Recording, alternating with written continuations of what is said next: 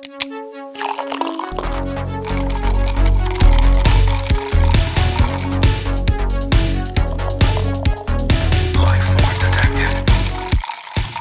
right, degenerates, welcome back. This is Genesofa, and we're doing James Bonding once again. Today we're doing License to Kill, the second Timmy D. Second And the Timmy last. D, and the last. Timmy D returns. Could you imagine if that was the title? He's James back. Bond. He's D back. returned. And then, so the drink, every time we're trying to make a drink from this recipe book or something that's like themed to the movie.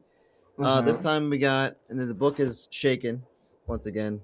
Soho, if you want to, Swift, if you want to, shout us out. That's Good book. This is called the Ouroboros, which is a mythological. Is it mythological? About the snake that eats its own tail? Some shit, whatever. Yeah. Anyway, I think it's Greek. I like the picture idea of putting it on top like that. It's different, right? Anyway, so this drink is 1 3/4 ounces of Ocho Blanco tequila. I use 2 ounces because I can't measure. And I think you'd like this, but I use this one. So but you have you have I have Reposado. Where do you know?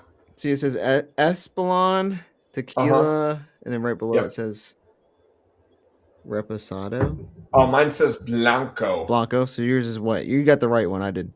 I got anyway. You got the dirty one. Yeah, I got the dirty one. I had it in my. I was like, I'll use this one. I was gonna use Jose Cuervo. Okay. Blanc blue label, but I just grabbed this one because I thought it'd be funny because you said you're gonna use yours. Yeah. Boom. So that's that, and then the other ingredient is gonna be 1/2 ounce of mezcal. Yep. And I used we got this a while back. It's Gracias Dios mezcal. Is it folk? I just got some rando generic shit. There it is. Does yours come with the worm? No. It means get in there. Can you read it yet? No. This is thank God. www.thankgod.com. Gracias Dios. It does not have a worm in it. I can put one in there if you want. My generic ass shit did. Really? Yeah, I had one of them little grubby bitches at the bottom.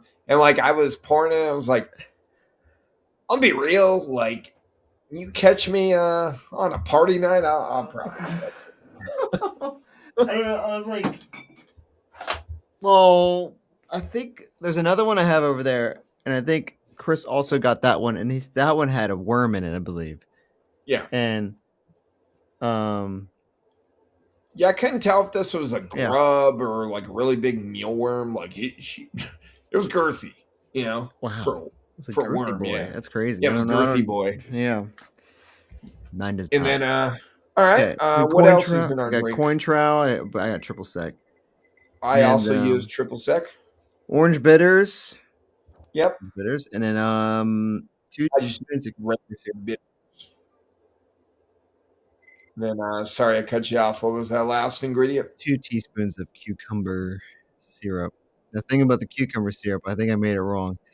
I made it like simple syrup, like you like boil water, equal parts sugar.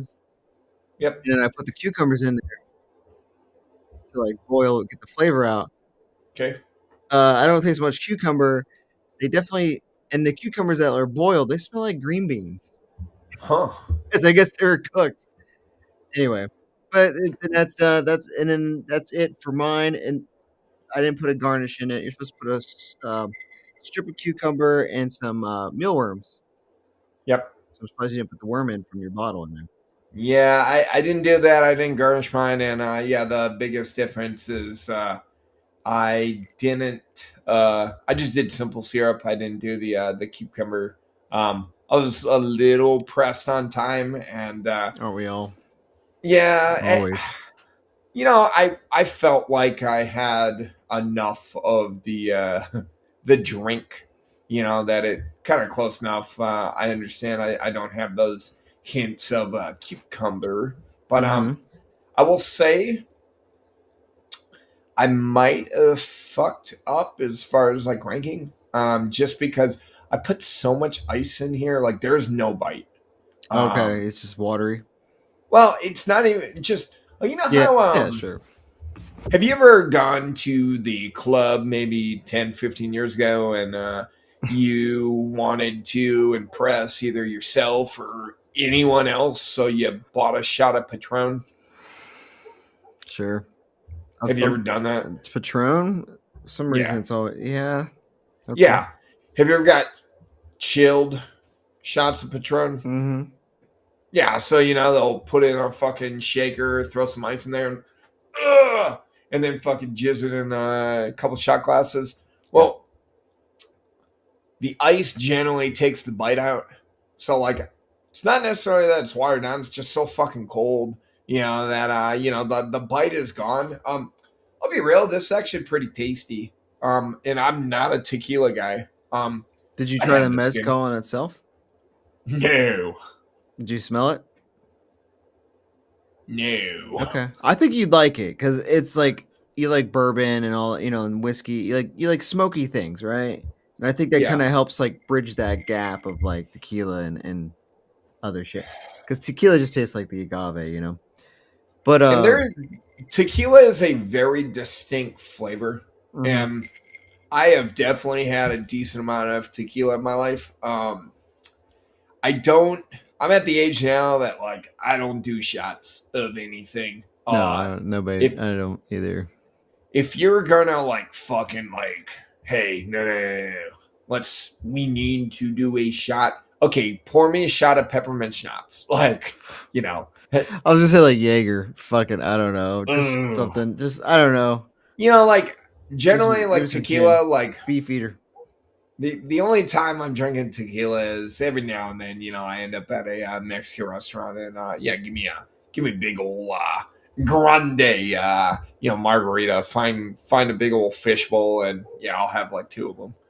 There's like it's funny because I didn't know that it did this until I started dating producer Brandy, but they were like, Plaza does like I forgot how they call it. It's like a fresh margarita or some shit. Okay. And they just do like, instead of doing the mixer and all that, it's like actual fresh lime juice and like Uh-huh. fruit in it, and like, Okay. and it's like lighter, but with the citrus, it actually tastes good. Because I remember always getting tequila, like you get that tequila bite when you get margaritas from like a Mexican Right. restaurant. You know what I mean? Like you're drinking that fishbowl, and then you're like, I just Yeah. feel like I get a tequila headache or something.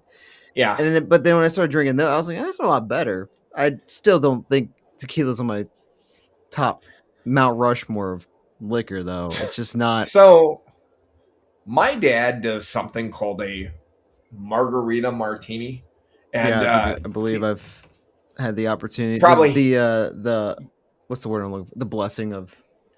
you've had a couple, right? You're right. Yeah. Yeah, so my dad swears by them, and effectively, like you give him a solo cup, and this thing's like 60% fucking tequila, 40% ice, and he just spritzes it with a little fucking lemon juice, and calls it a margarita martini. And I've always tried to like steer all my buddies away from them, like hey, or like put like a kind of like a warning label on it, like Yeah, hey, you don't want this, dude. Like, you drink 1, 2 if you really want to have a good night, but you never do 3 because like 3 it's if like you never remember what's happening. well, it's like a exponential curve, because drinking one of those is the equivalency of like drinking 4 or 5 beers, and then drinking 2 of them feels like you've just drank 16 beers. And then drinking 3 of them, you don't fucking know because you don't remember the night. Yeah. Drinking 3 of them makes you feel like you got your stomach pumped because you probably did. Somebody It wasn't even pumped by the hospital, it was pumped by my dong. We gotta get this. We gotta get it out of him somehow, dude. Like, they're like, damn, it's not long enough. Mike, get your fingers out of there. Look at you. I, So it's yeah. Go ahead. What's your review on it, real quick, before I read about why? You want me to read about what it's why it was made the way it's made? uh, you know what? Maybe it's just fact that we've been drinking way too much of what I feel is the same drink over and over. I'll give this Yeah. 3. I'd have this again. I think that's kind of why when I sent you the 2, I was leaning this way, because I was like, I think the last couple we've had some whiskey and bourbon, and it's kind of like we had a lot of martinis at one point, and Yeah. then once you get a different one, you're like, ooh, this is Again, different. it made me add quite a bit to the collection of rando shit. But I'll give this a 3, and then I know these videos are probably going to come out a month apart, but we didn't actually give a review on the last drink That's true. for We're the not, Living yeah. Daylights. I'm also going to give that drink a 3. Like that was decent. I'd fucking Yeah, I think the whiskey sour with like a pear yeah. twist on it was nice. A nice Yeah. little difference. Yeah, I like a whiskey sour. Maybe it's because, but that sounds like someone's probably gonna be upset because you're like, well, that's because you don't taste the whiskey. You know what I'm saying? Like, you know what I mean? Like a whiskey whatever the word is, aficionado is gonna be like, well, okay, listen, Yeah, shitbird, it's but because you're covering it with sugar and you're covering it with sour. You know, okay, but just because of but I the like two of it. us, I'm a whiskey aficionado. Mm-hmm. Now you've got people way above my fucking palate, but I don't think so. There's something about like obviously I'm not gonna pull out my fucking $300 whiskey for a Yeah, I'm whiskey not pulling out sour. Johnny You know? Blue or whatever, or you know what I mean. Like I'm not. Yeah, Yeah, I I've get that. I've got some shit way above Blue Label, but I not to sound like pretentious asshole, even though I probably am. I'm just saying, like there's a time and a place, and like I don't think anyone like would shit you on an old fashioned or whiskey sour or anything Mm. like that because I think all that stuff complements it. There are people that really like Jack and Coke. That's kind of where I draw the line. Like if I'm drinking something with Coke, it's because you just gave me some fucking scrub ass Yeah, alcohol exactly. like And you're just trying to fucking cover it up with like Jack. Coke. Yeah, Yeah, yeah. I agree with that. So, I mean, I was gonna say, I guess, would you say I'm a gin aficionado? I have like 40 mhm, bottles of gin right now. I would say Although I so. haven't really drank it, but yeah, I think like I'm hesitant to give this a 3 because I don't know if I would drink another one of it. We'll give it But a it is, 2. It's just but you it's get good. weird I when think you if like get I made the cucumber right, because I think the cucumber is really good at like it would cool it, but it's good. I like it. you get weird when I give drinks half points. I know. So I like to be so stringent on that shit. I know. I'll give it a 3, give it a 2, and then we'll call it 2.5. Okay, sure. There we go. Well, averages is fine. That's fine, but like Yeah. individual grades can't be half points. I That's I different. understand, Okay. but with that being said, like it does fall into this weird like would I go out of my way to like drink this? Like obviously I'm not going off the menu because it's a 4, but like Sure, but I'm glad you 3 liked it though because I know you didn't want to buy all that shit. So, but I'm glad it's like yeah, and then I am hopeful that in the future we will start making cocktails to start clearing out the random bullshit that I have in my liquor of collection. course. So, let me read the Yeah, tell me blurb about on it. this drink. Yeah, okay. So Ouroboros is an ancient symbol of a serpent eating its own tail, represents the cyclic nature of the universe. It was used by the name of the worm and bait factory, where Felix Leiter, spoiler alert, was mauled by a shark. However, this happened in the book Live and Let Die. So that's Ouroboros was the name of the place he got bit up there. It's not the name of it in Okay. the movie, but you know. So the cocktail draws on the great worm of mythology with mezcal, a spirit associated with the famous agave worm. Mm-hmm. It's an agave worm. That's what it is. Okay. Okay. Although few bottles now contain it, so it looks like you got a rare one, bud. The pungent mix of Blanco tequila, smoky mezcal, and foolproof triple sec, cooled by cucumber syrup and aromatic orange bitters. And if you're feeling brave enough, garnish with edible dried mealworms or buffalo worms. They taste like pistachios. I'll take your word for it, brother. I might just put pistachios in it. And that is the Ouroboros, Aurora Borealis. And it's got a 2.5. I felt like, looks like John Harbaugh just got hired by the Giants. That happened. I know it was. I think it just got fine. I think it just got official. Yeah, I knew it was happening, but yeah. Mazel tov. Good for him to go. That's not great. Sucks for him. So I hate Jackson Dart. Don't go into I know that we are not a football podcast. However, we are big football guys. I like his energy. I don't play in the NFC East. I'm not going to see him ever very often. Dude is a fucking, like, him and Scattaboo. Like, I feel like they were at a party, just fucking doing fucking, they're butt chugging Bud Light and shit like that. Mm-hmm. And someone asked him, like, hey, no one play football? And they're like, oh, we play football, brother. And they just, like, took him, like, they're just fucking dudes. Like, I think that team actually has a lot of upside. I think it is a good spot to be in. I'd rather, if I were given the opportunity to be the NFL head coach and of all the options open, Giants would be pretty high up there, and I know you don't want to hear that because you're a Steelers fan and you're looking for a new head coach, but your team doesn't have a ton of young talent. You're a bunch of older guys, and you got Aaron Rodgers, who's not coming back.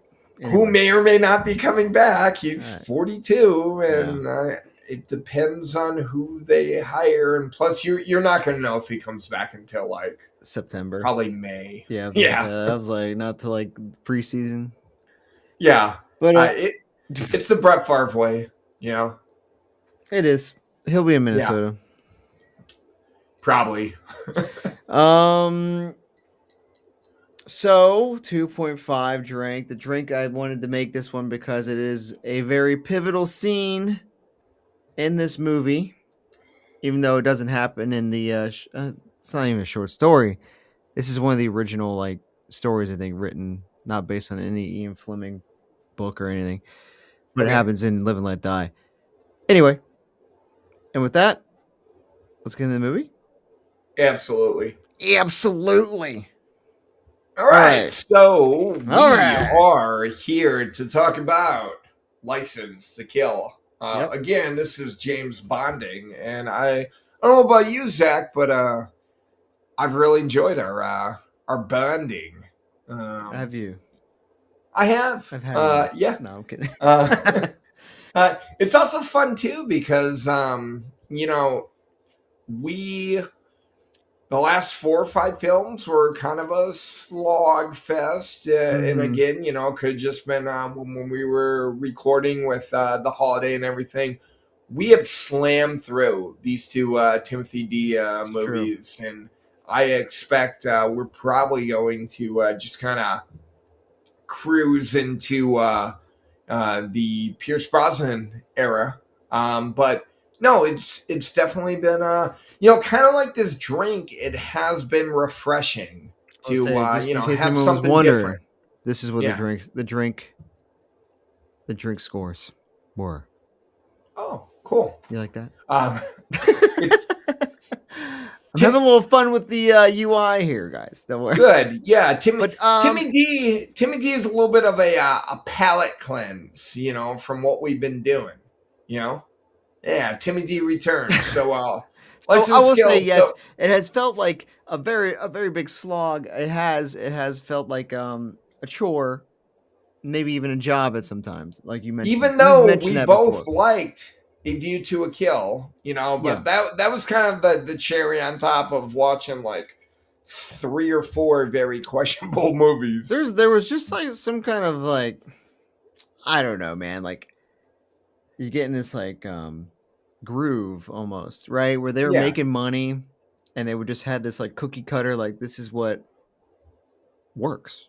We're making money. Roger's gonna go out and do his thing, and we're like I mean, if you told me what happens, if you asked me what happens in like The Spy Who Loved Me, For Your Eyes Only, and like Octopussy, and had to like, hey, like I was on Who Wants to Be a Millionaire, and it was like, which one happens in this movie? I would get it probably wrong, even though I watched them within like the last couple months.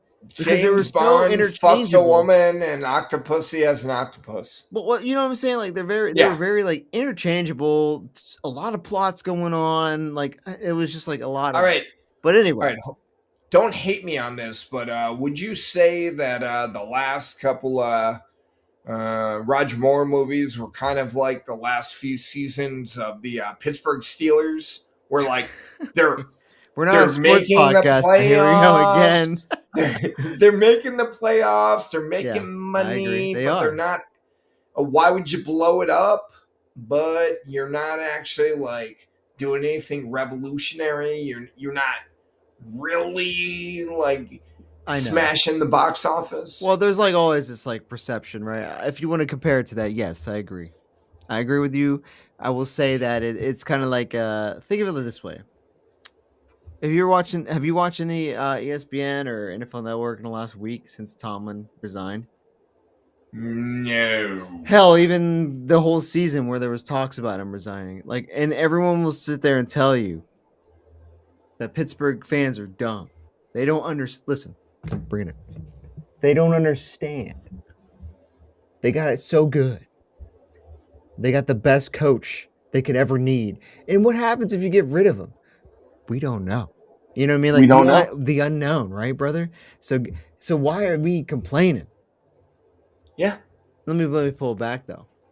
Brother, we were like between 9-8 and 10-6, whatever the fuck the season's totals is, for about 10 years, dude.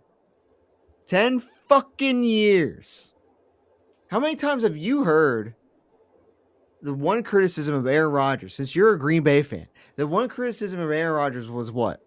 Probably that he couldn't make it in the playoffs after he won one Super Bowl. He made a Super Bowl, he won it. And then they're just like, he can't do it anymore. I don't know what's wrong with him. Am I wrong there? Well, bad defense, but yeah. A lot of excuses. I understand what you're saying. Yep. But, he's like, he made it and he was relatively young when he won his first Super Bowl. So everyone's probably like, hell yeah, he won an MVP. He's winning the fucking Super Bowl. He's going to be like one, sky's the limit. Tomlin was right there, brother, in that Super Bowl. When did he go to the Super Bowl again after that? He went and won the Super Bowl 2008 season. He went to the Super Bowl 2010 season. Lost to the Green Bay Packers, yep. And lost to the Packers, and since then, nada. He's won, I believe so that was 2010, you said. He's won, if I'm correct, 3 playoff games since then. Yeah, I want to say it was like 2016 season was the last time you guys won. We beat Miami. Yeah. Yep. So again, not to get we're going on a tangent. We're going down a rabbit hole, but shout out there's a YouTuber named Tub Frog.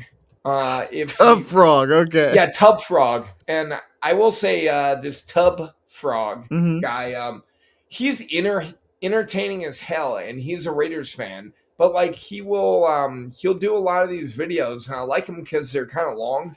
So like hour or two every now and then he'll do like a 3-hour, and usually they're on like poverty franchises, and like he's done them on like the Oakland Raiders, now the Vegas Raiders. He's done them on the Chargers. He's done them on he did one on Aaron Rodgers, kind of thing. And, really what it comes down to is there's a lot of times that, to your point, so there are a lot of times that, like, you kind of forget how successful some of these teams are because they're going to the playoffs every year, but they're not going to the Super Bowl. So over time, you forget about them. And to what you're saying, like, over time, you're going to forget how successful Mike Tomlin was, even though Yeah. he's never had a losing season just because he hasn't been relevant, you know? Yeah, no, I go exactly. So Also, basically, shout out Tub Frog. so yeah, was it Tub Frog? Tub Frog. Yo, Like, you want to look, jump on the pod? Let us know, Tub Frog. oh man, we are not worthy. We're Kind of not like worthy. Calvin Dyson. I know, right? I think Dyson would be a very like cordial and like he'd be all for it. I'd be like can I'd we be in set this awe. up? I'll try. Can we, I'll oh try. man, I'll send him a little. I don't know. DM just or let him something. know, like, hey, we are not worthy of your time. I follow him We on do Instagram. Maybe I'll send him one and see like, hey, I'd like to, Side note, GoldenEye might be his favorite movie. Oh, We're coming up on it, right? oh. So like, I know it's either that or it's weird because it's either that or I think his favorite movie might be Moonraker. It's weird, but okay. I'm gonna be real. I would watch a random fucking movie with this guy. Like, Yeah. even if we already reviewed it, like, hey, what one do you want to do? I want to do A View to a Kill. Yeah, let's do that again. Like, Calvin Dyson, if for some stupid fucking reason that you listen to us. And if you don't, please sub. Yeah. Hey, bring us to 116, brother. Come on. Woo. Yeah, we broke the century mark maybe a year ago. There we go. No. So I would agree. It's not to be in a super tangent, but I would agree that yes, it is kind of like they figured out what worked, and they kept doing it until basically it broke. You know what I mean? And what broke was that Roger Moore decided he's old as shit and said, "Hey, right. I can't keep doing this." And so they're like, guess you're right. Let's find a new Bond. And they found Timothy Dalton. And we don't need a review. Different. He's different. He took a different take on it. And we do talk about it in the last review. So if you want to like our initial thoughts on Timothy Dalton, go ahead and check out the Living Daylights review. But this is his second outing, which wasn't supposed to be his last outing. Remember that. Was not supposed to be. Due to what was it? It was contract disputes with MGM. I believe it was something to do with the producers or something. Yes, like the distribution rights or some shit like that. Which is weirdly what happens. I think again between Die Another Day and Casino. Is that a different dispute? Because I feel like it was another thing with the rights. I think it was, but it wasn't as long of a time because when did GoldenEye come out? 95? 95. So this was a 6-year gap. And that was a 4-year gap. Yeah, because Die Another Day was 2002, I think. Yeah. Yeah, and Casino Royale came out in 06. Good year. What a good year. A lot of good things happened that year. Yeah. Wonder what they were. So, all right. Second film, License to Kill, 1989. Yeah. So the same director. I'll say it again. You wouldn't believe me, but same director. Okay. I don't know if you. Let's just get into it now. So, I try to not look at too many things because then it starts. Such as what? So when I start looking up the movie, I am so afraid of like running into like the Rotten Tomato score. I'm so afraid of running into like the box, that kind of thing. So I don't look up generally I'll just look up like the cast kind of thing and go from there. Do you know, did you look into it? Because this is a very different Bond movie. Did they take inspiration from like, because it felt like I was watching like Commando meets Miami Vice. Commando. One of my top 3 films of all time. Great movie. And, great movie though. Pretty sure you watched it without me. What do you mean? Didn't you review it? No. We should. Oh yeah, but we haven't. But okay. There's a whole. It's maybe Chris will do it, but I know for a fact Duhamel hates older movies. Why? I don't know. Okay. He thought Mortal Kombat '95 was an old movie. Oh, and we Fantastic will film. bring up Mortal Kombat later. Oh, I know in we this, will, brother. Oh, I know we yeah. will, brother. Oh, I know we will. All right. Yeah, we will. All right. So here we are. So, Yeah. So do I you know if they took inspiration? I don't know of any Like, inspiration or anything. I do know that one thing that was interesting was that the John Barry did not compose this one. okay, The normal composer. It was this one. It was Michael Kamen. Do you know who that is? nope. So Michael Kamen, this might be what you're looking at. Might be what you're doing. Michael Kamen's done the score for Lethal Weapon and Die Hard. Okay. And I think maybe that feeds into what you're feeling, like a very like 80s action vibes, you know? Like It so it felt like it was definitely an action movie. mhm, It didn't necessarily feel like a Bond movie. It that's very felt true. like, hey, I had this guy slighted me. I'm going out for blood. You know, Right. I agree. And- One and thing we that's will- interesting. Oh, yeah, Matthew Golden's was a yeah. Never mind. Sorry, it was a Yahoo Fantasy said Matthew Golden was a miss in 26. Oh, I know, brother. I drafted him. So, he was a miss. I do think we'll get into whatever you want to. We can get in the whole the agenda of Bond in this movie and my thoughts on it. But we can get that whenever you want. Let's just do it now. I think he was overreacting. But Okay. but I will say he was overreacting on what the story was trying to say. However, I didn't feel like he was as vengeant as I remember him being. You know, that's the other thing. So I try to go into these movies as unbiased Sure. as hell, even though like I've been alluding for the last couple episodes that I thought I liked this movie. This movie was a little different than what I remembered. And I too remember, like, when I watched it last time, I thought I remember him going like Fucking full, nuts, though. like scorched earth. Sure, right. And it wasn't that. But again, that doesn't mean that I didn't like this movie. It just, yeah. Yeah, you know what I mean though. Like I don't want to get ahead of ourselves again, but like Quantum of Solace, not a very critically acclaimed movie, but he was on a vengeance tour then too, right? And it kind fuck of yeah, he was. right. But like I felt like he was more visceral in Quantum than, but it was. I thought he was. How do you say it? I thought it was akin to this movie. Right. But when I watched this again, I was like, tame?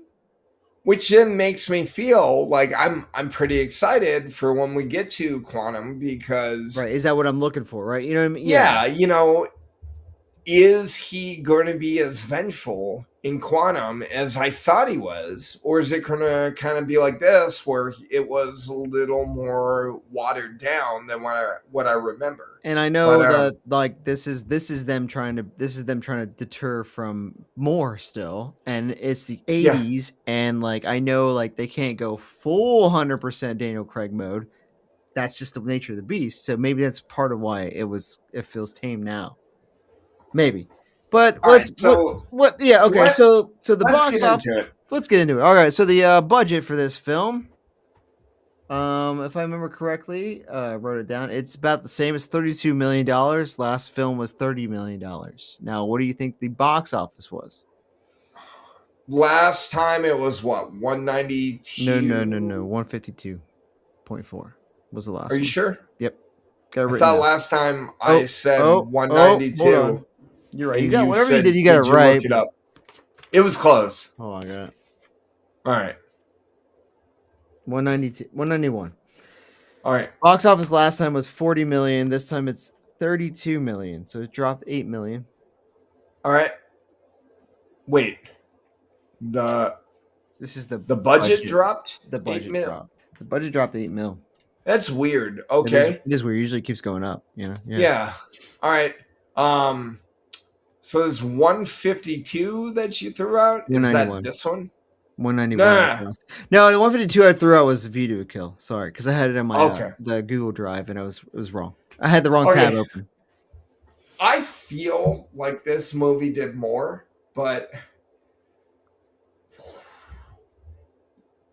yeah, I'm just gonna go with that hunch. I'm gonna say 210. 210, huh? 210. Yep. No, it did worse. 156. Okay. That's weird. Weird. Fun fact. A little fun fact. Not really fun for Timothy Dalton, but this was the lowest inflation adjusted box office and profit margin of Really? all 25 or 26 James Bond movies. Huh. Inflation adjusted Weird. too. That is weird, Weird. right? Including George Lazenby. You know? Yeah, but we already agreed. Lazenby was well, I guess what I'm saying is Lazenby was not good in the movies. You know, he to me Lazenby Honor Majesties is a like cult classic. Like everyone realized too late that it was good. You know what I'm saying? Like, yeah, but I thought they liked it in the moment. He just left because he wanted to be a hippie. But I still think this is surprising that this is the lowest. That is surprising because we just watched a bunch of fucking slogfest. I know. Yeah. Other than View to a Kill. We open this movie. Yep. With a even newer gun barrel sequence. Different than the last one that they just redid. I don't know if you noticed it was a little different tune to it. And I wonder if it's just because of the new composer, right? Okay. It's whatever. It was just kind of like a little bing bing. Yeah. I don't know.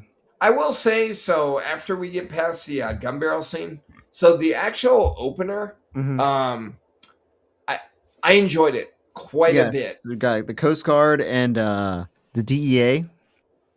Yeah. Rolling up on Bond and Felix, and they're going to Felix's wedding. Yeah. Which I thought was funny because they show this airplane flying, and then they show the Coast Guard. So they're driving a Rolls Royce, and they're going to Felix's wedding, and they've got these like fucking top hats and tuxedo. They're dressed in nines, right? Who the fuck is Sharky? Sharky, dude. Yeah, I don't know, man. But Sharky. So Bond, Felix, and you need a third, right? Yeah. You can't just have these two guys. So we got Sharky. I don't think we've ever had Sharky, and we're not going to ever have Sharky. Yeah, it was funny because a lot of these stories are taken from Live and Let Die. Okay. Book, right? And I don't know if you remember in Live and Let Die, the movie, there was Coral Jr., who was a fisherman. He was black as well. Couldn't we have had Coral be Sharky? Coral Jr. We could have. You know, and also I know I brought it up before, but Felix is played the same actor that was him in Live and Let Die. Yep. So there's this weird little connection between the novel where he has things happen to him in this book, in this movie, and the actor's the same as Live and Let Die. You know, Coral Jr. I feel like they missed a really big misstep right there with having Sharky. I don't hate Sharky. Sharky's a cool dude. No. It just Sharky kind of felt like a random dude. Also, exactly. Who did Sharky work for? I don't think so. I feel like he was just a private fisherman or something. Just dude. Sharky was just Felix Leiter's just dude. He was his homie. Okay. Right? Cool. Okay. So I thought it was funny as hell because something, obviously this movie came out in 89, right? 89. And we're watching this in now 2026. So we have this thing like cell phones and the internet and shit like that. I got in my notes, how do you get a hold of somebody, if they don't have a phone? You just fly a fucking chopper that's right. up to their fucking Rolls Royce. Right. And you have a fucking poster that says, "Follow me." Yeah. That's how you send Western Union? No. Let me get this helicopter going. I agree. They roll up and he's like, "Oh, it's the DEA. It's my boys at the DEA. What's up, dude?" And I'm like, yeah. So yeah. So from there, we have this whole thing that there's a drug dealer named Sanchez, and he's Sanchez. left his compound and he's heading to the Bahamas, and they need to Yeah. go fucking. They're Apparently, in Key West right now. they just can't get a hold of this guy. He's Yeah, like evasive. as yeah. shit. They can't find him. He's aloof. He Yep. fucking hides out in his villa, and they're like, "Hey, he's on the move. He's in the Bahamas. We need to go right now." And it's Right. fucking Felix's wedding, right? So Felix and Bond get on this fucking chopper, and they tell Sharky, "Hey, fucking stall it. Tell Della, which Della. is Felix's fiance, gonna be bride to bride. be. Yeah. Yeah, tell Della like I'll be there. Tell Della." And Sharky's like, "Tell Della what?" And I'm like, "I don't know. Something. I thought it was funny as hell when Felix kept telling Bond, "You can come with me, but You you're ain't just doing- an observer." Yeah, you just wait.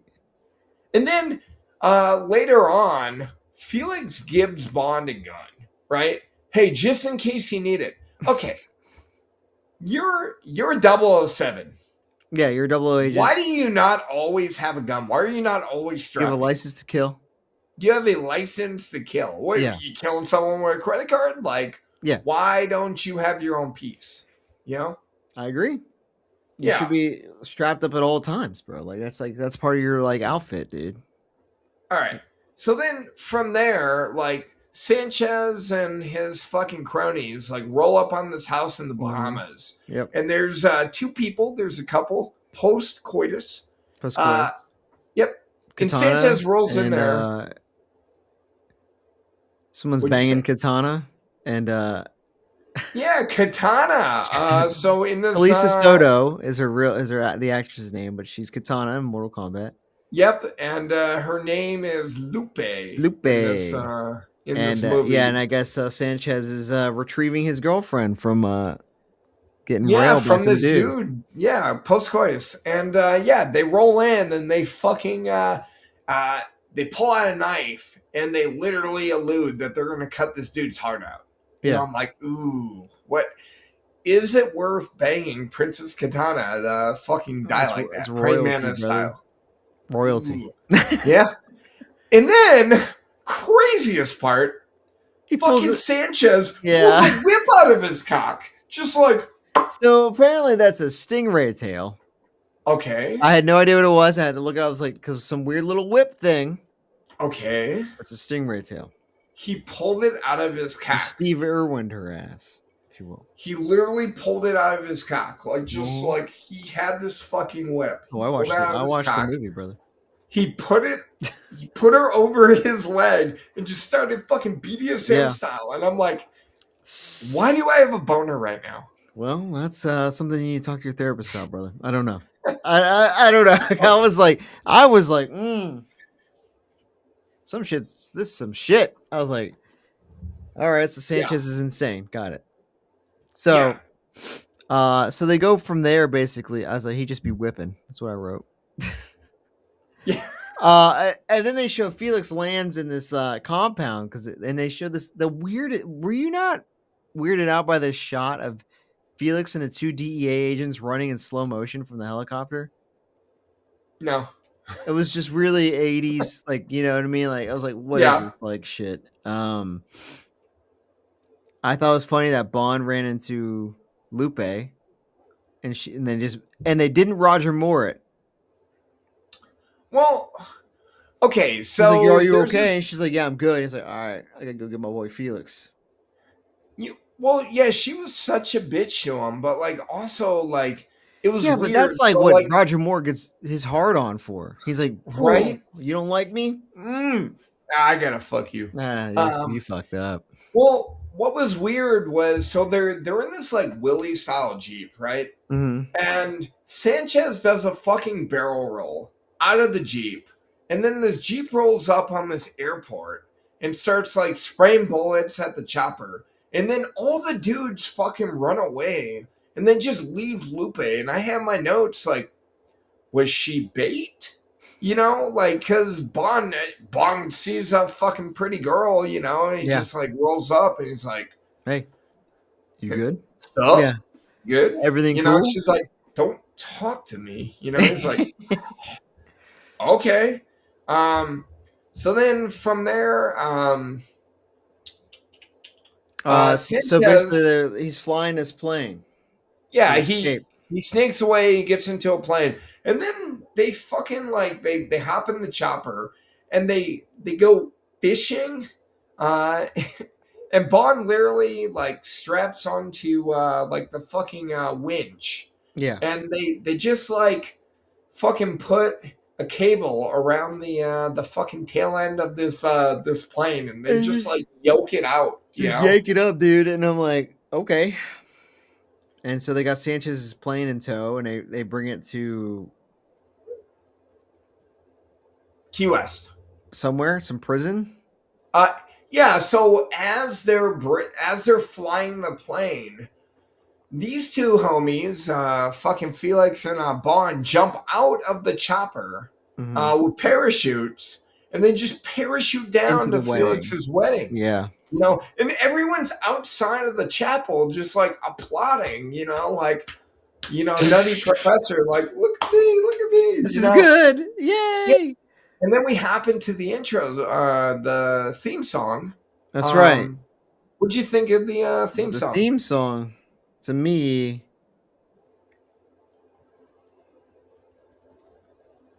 I'm just gonna shake my head.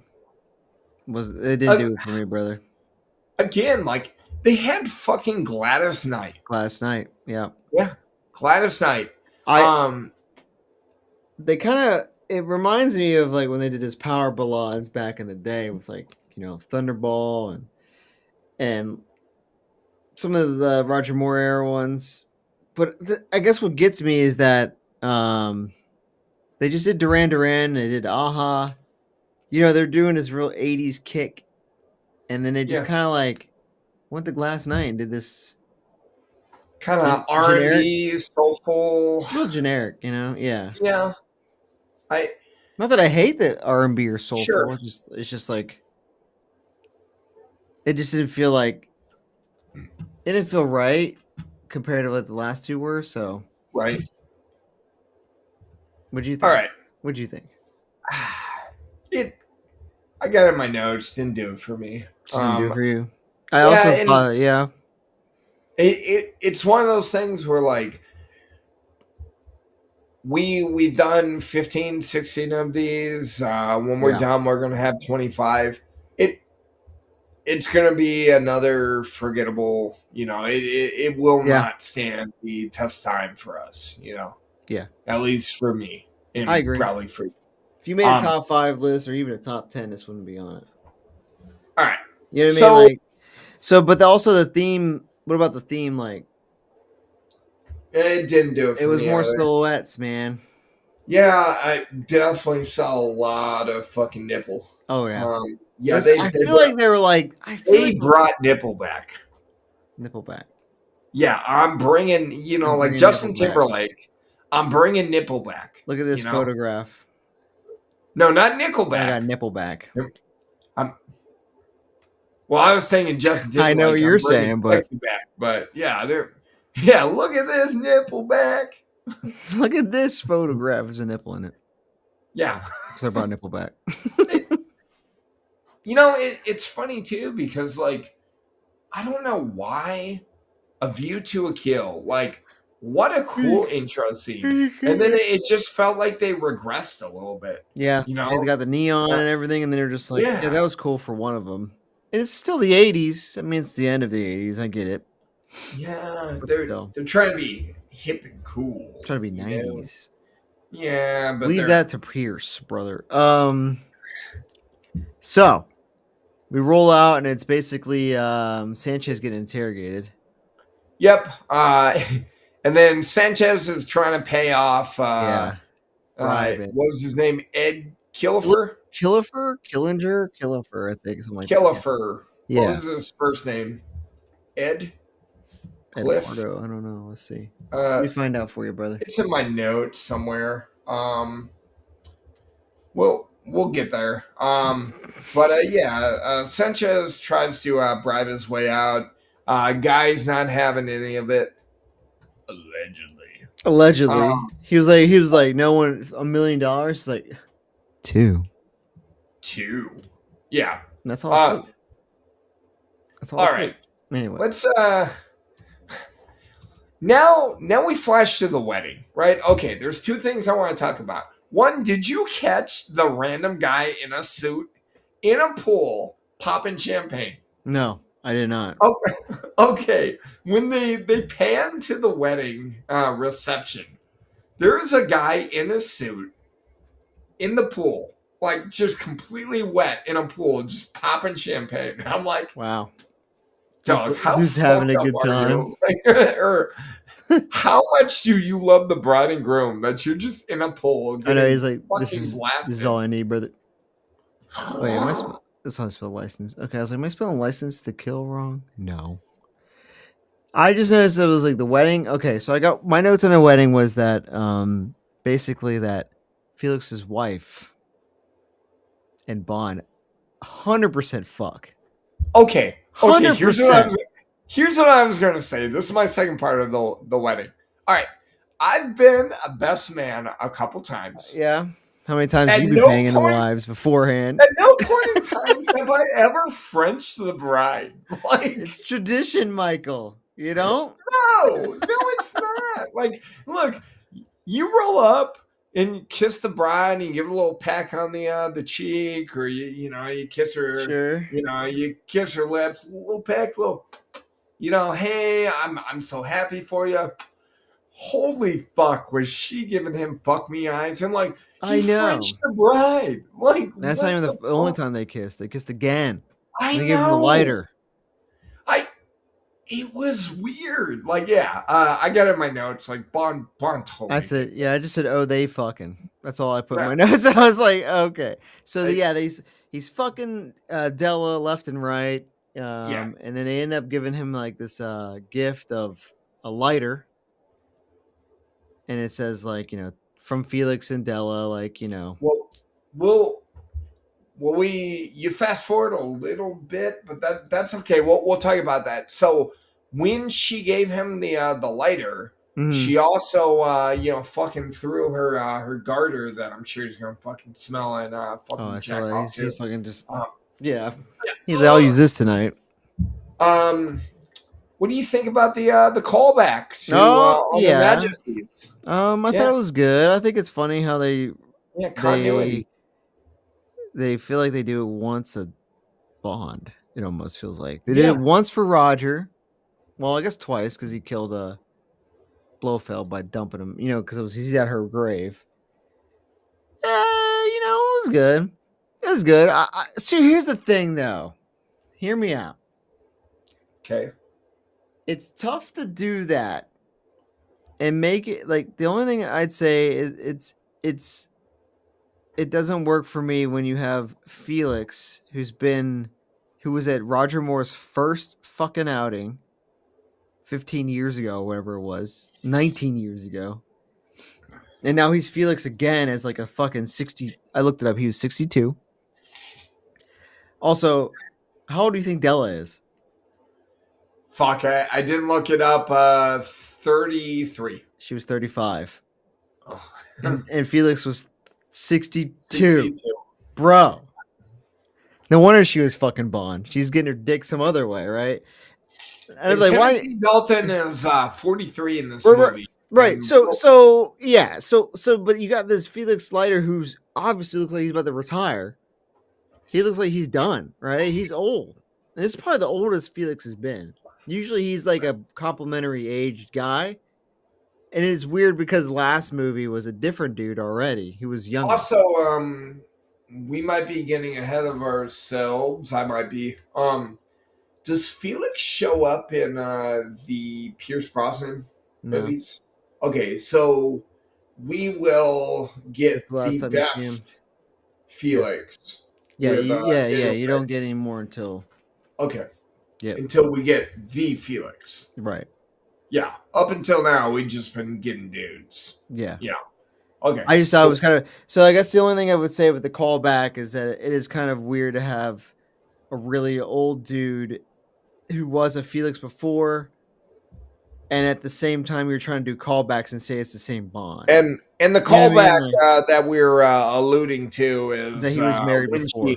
when she threw the garter at Bond, she goes, "One day you'll get married," and then he had fucking sad eyes, like he was oh listening man, to can we just Sunny fuck? Day Real Estate, and then he walked away, and He's like Della, why don't you just slob on my knobs to tell me about yeah, my fucking and then past? Right? Felix told Della like, "Hey, he was married once, but that was a long time ago."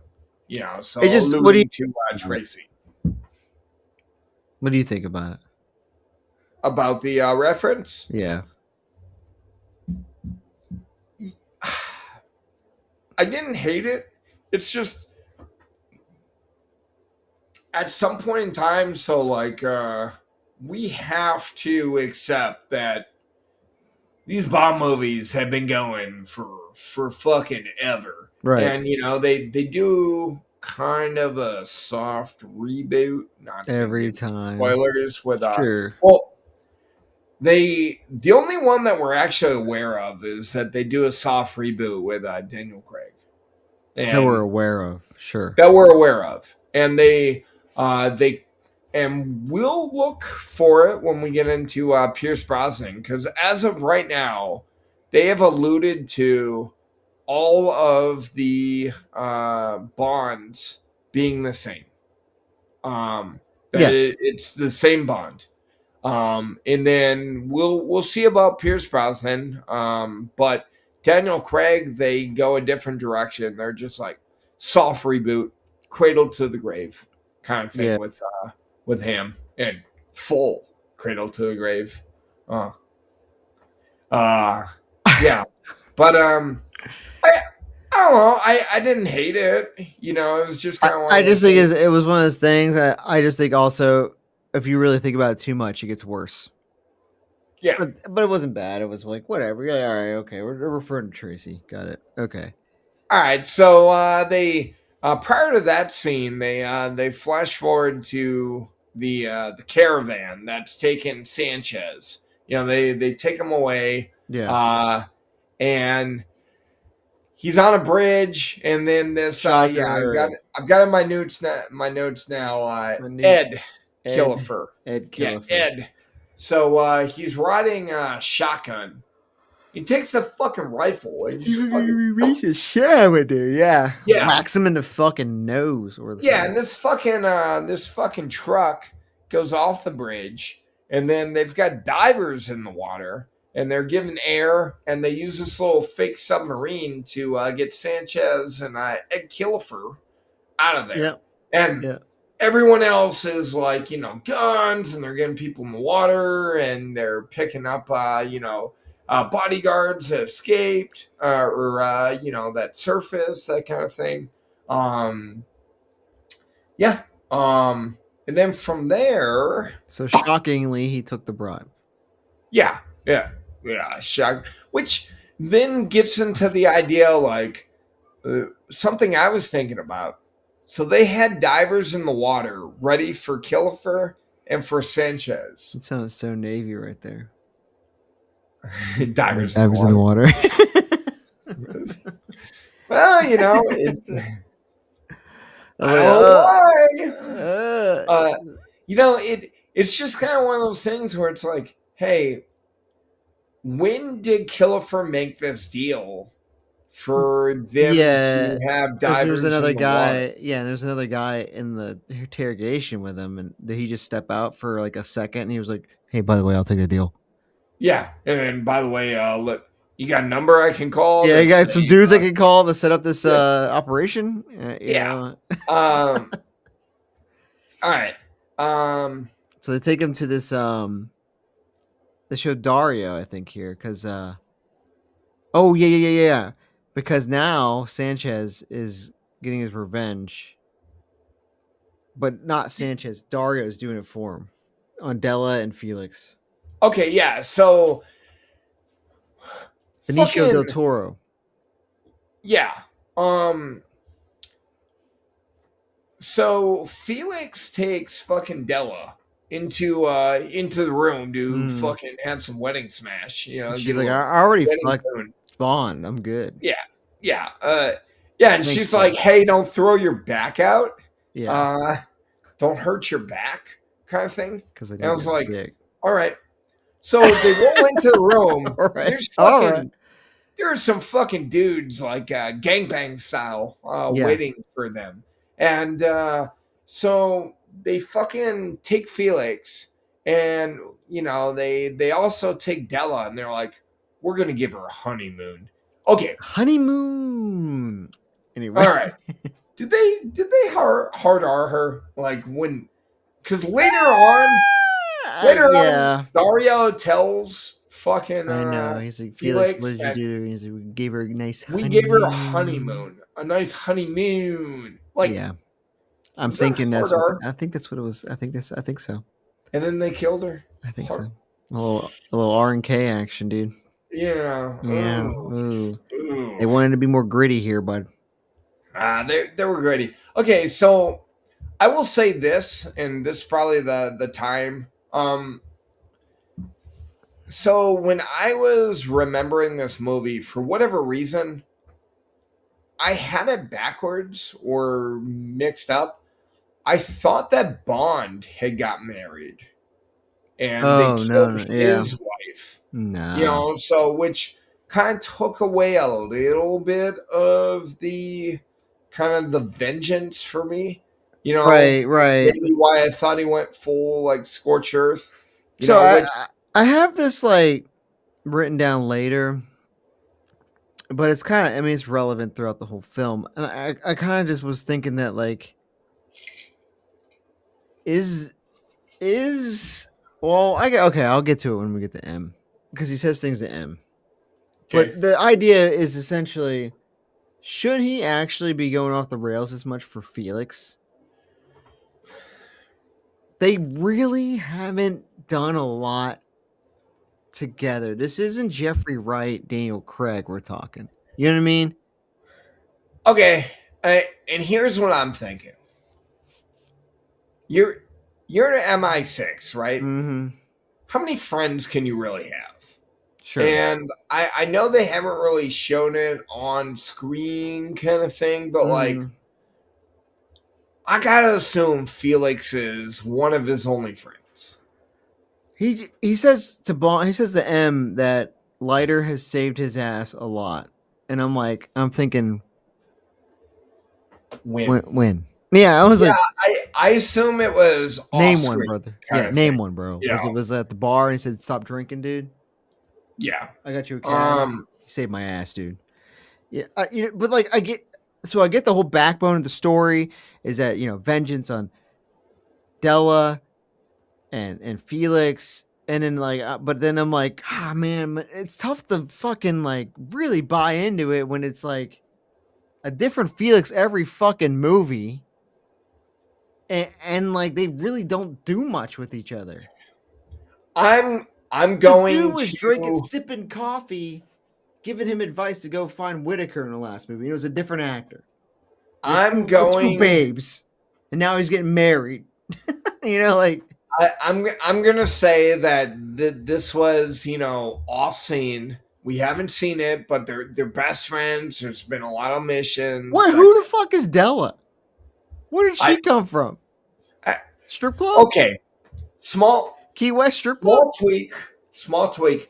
Do you think this would have been more strong or like a stronger reaction if he would have married Kara, the fucking ditzy celloist? If Bond married Kara? Like if Bond married, it wasn't Felix's wedding, it was Bond's wedding. And he married Kara. I mean, that would have been like insane. I think that'd been kind of, and then like, they definitely wouldn't have to call. They shouldn't have called back the Tracy on that. But like, well, I mean, there wouldn't. But I'm just saying, like, do you think it would have been more scorched earth? I think so. Or if like it would almost like a Vesper, a la Vesper Lind. Yes, we'll get to that. But you know what I'm saying? Like, yeah. So like, I guess it's tough. It's tough because I think you look at like, I get they're probably looking like what character can we use to get Bond to this level? There's not many. Hell, dude, I might have been even more believable if there was like Moneypenny getting married and she got killed. Well, yeah, You know what I'm saying? Like, it's Moneypenny, and it's like, I know they're not really ever gonna date, but like, yeah, it's just like, they threw a rando person in here, yeah, to murder her. to murder, and they threw an old ass Felix to not murder, but you know what I mean, like. Okay, so from here, So Dario's telling, yeah, we're back. Dario's telling we about get this honeymoon, right? yeah, because we get to the warehouse. Okay, this was the weirdest thing. So we've already talked about that. I watch with subtitles, right? Sure. And we already talked about. I thought it was weird that when I look at the English subtitles, it says for the deaf, or the deaf and the hearing impaired. Mm-hmm. So last night, Karis started watching this movie with me. Okay. And she was confused why I clicked on that. And she's like, "Hey, you pick for the deaf and the yeah, are you okay, bro?" Yeah, and kind of like, hey, you picked the wrong one. And then I explained to her, like, hey, like, I don't need you to listen to the podcast, but we've gone over this, So callback, I thought that was funny. So you still use it? It's crazy.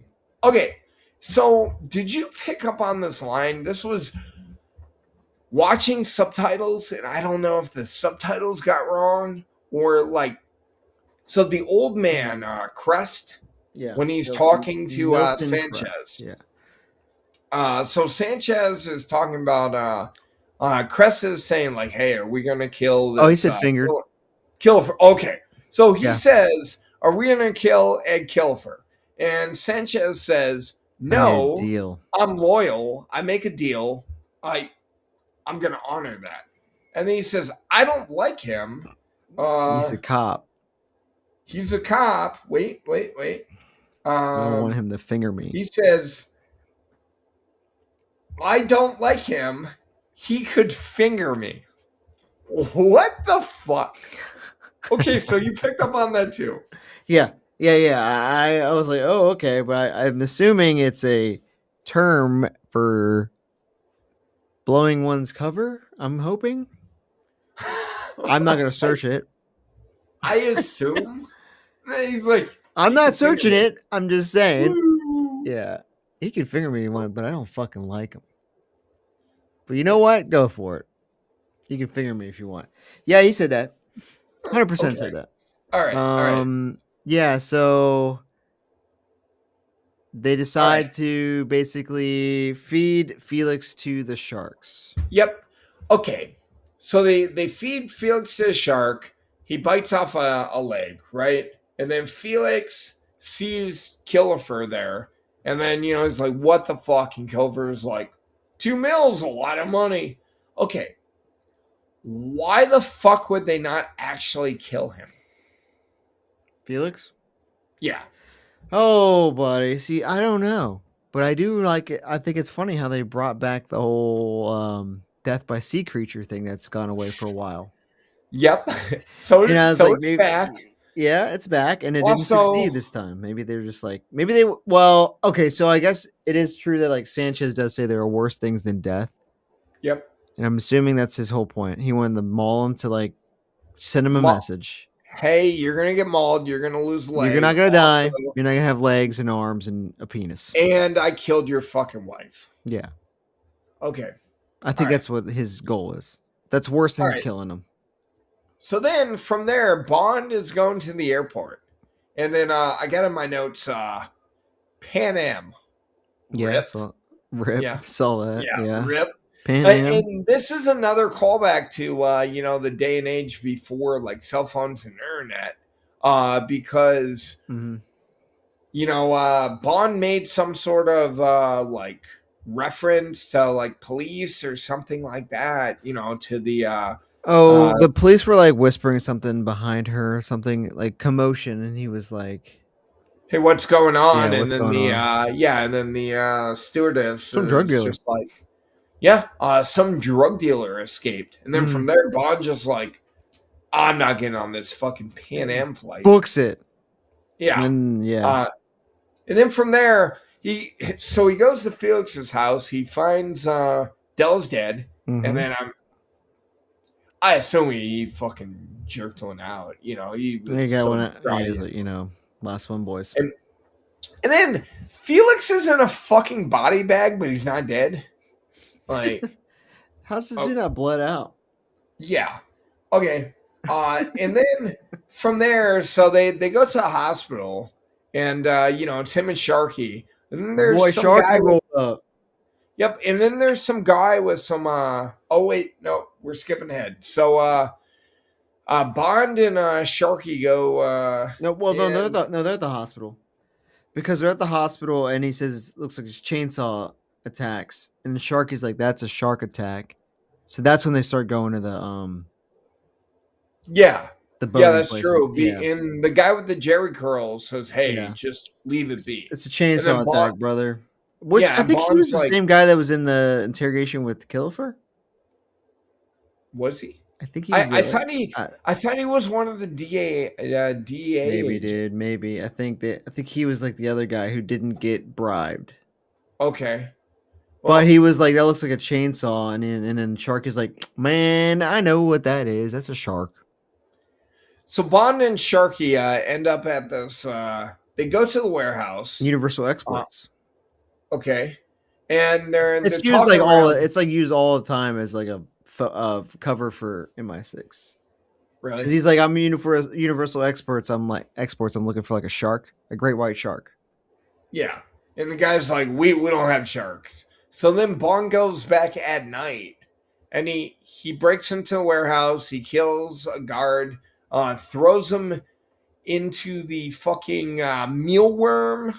Mm. There's cocaine in those Yeah, the mealworms. noise they used for that dude was fucking.